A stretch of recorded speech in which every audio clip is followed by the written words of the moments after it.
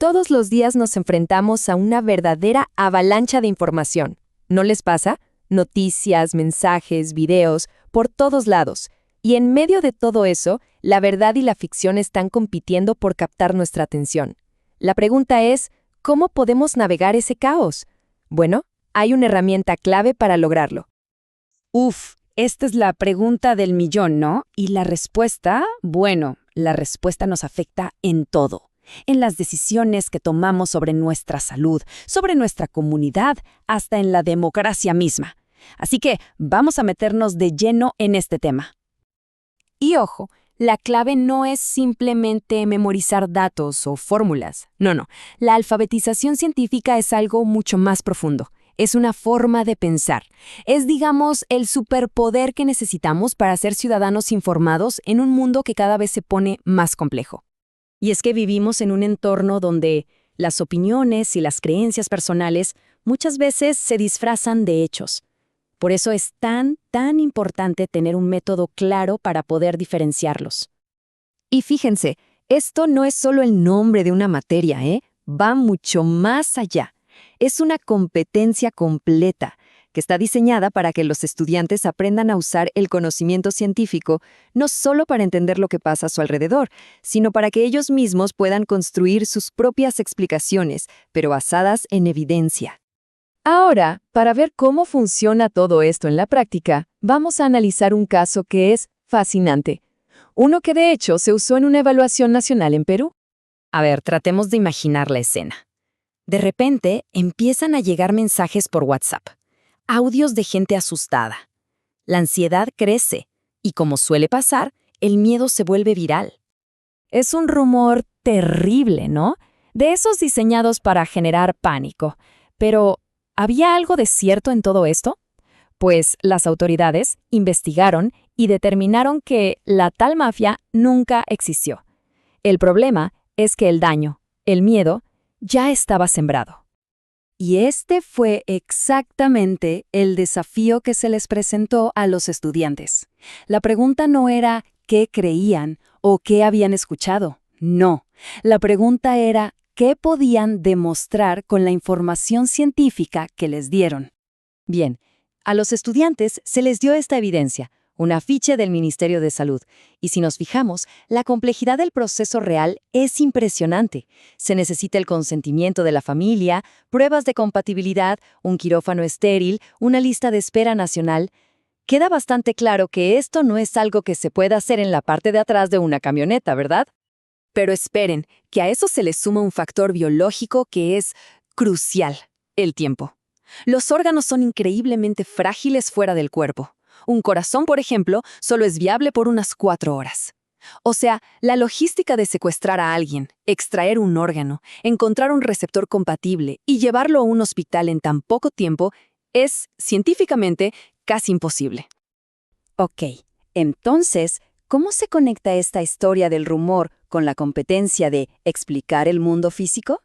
Bueno, ahora vamos a desglosar cómo se construye esta forma de pensar.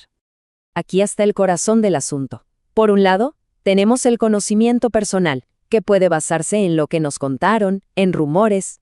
Y por el otro, el conocimiento científico, que exige evidencia, datos, cosas que se puedan comprobar. La tarea del estudiante era, básicamente, usar la columna de la derecha para desmentir la de la izquierda. Y esa es la definición formal, que es clave. Fíjense que no se trata solo de memorizar, sino de construir representaciones. O sea, es como crear modelos mentales de cómo funciona el mundo, pero basados en ciencia, para poder explicar por qué un barco flota, o, como en este caso, por qué el rumor es falso. Para que quede más claro, esta competencia se divide como en 2 grandes habilidades. La primera es entender la ciencia, como la logística de los trasplantes. Y la segunda es evaluar su impacto en la sociedad, como por ejemplo entender por qué la desinformación sobre este tema es tan peligrosa. Juntas forman un pensamiento crítico súper completo. Muy bien, la teoría suena excelente, ¿no? Pero la pregunta del millón es, ¿qué pasó en la vida real? ¿Cómo les fue a los estudiantes con esta tarea? La respuesta, digamos que nos da mucho en qué pensar, y nos muestra qué tan arraigadas pueden estar nuestras creencias, incluso cuando tenemos la evidencia justo enfrente. Bueno, aquí están los resultados y son bastante llamativos. Más de la mitad de los estudiantes respondieron incorrectamente. A pesar de tener toda la evidencia científica ahí, en el afiche, no lograron usarla para construir una explicación válida. Este es un error muy revelador. Se le conoce como el argumento de autoridad. O sea, en lugar de usar la evidencia, el tiempo, la necesidad de un quirófano, simplemente confiaron en la fuente. No explicaron el por qué era falso, que era justo el objetivo del ejercicio. Y este error es quizá el más preocupante de todos. Algunos estudiantes vieron la evidencia científica y aún así decidieron ignorarla. Y en su respuesta reafirmaron el rumor.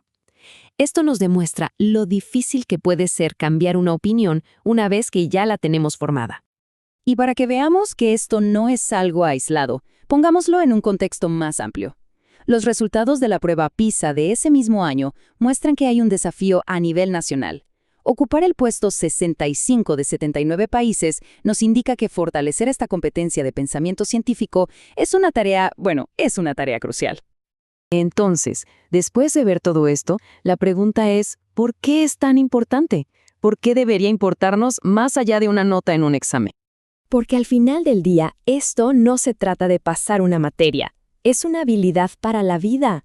Saber diferenciar un hecho de un rumor, entender la evidencia que nos presentan, nos ayuda a tomar mejores decisiones sobre vacunas, sobre el cambio climático, sobre políticas públicas, sobre casi todo. Y es que una ciudadanía empoderada es una que no se deja llevar fácilmente por el pánico o la desinformación. Es una ciudadanía que puede analizar la evidencia por su cuenta y formarse una opinión bien fundamentada. Esto nos deja con una última pregunta para la reflexión.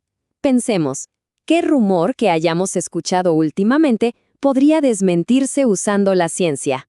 El simple hecho de hacernos esa pregunta ya es el primer paso para aplicar este tipo de pensamiento en nuestro día a día.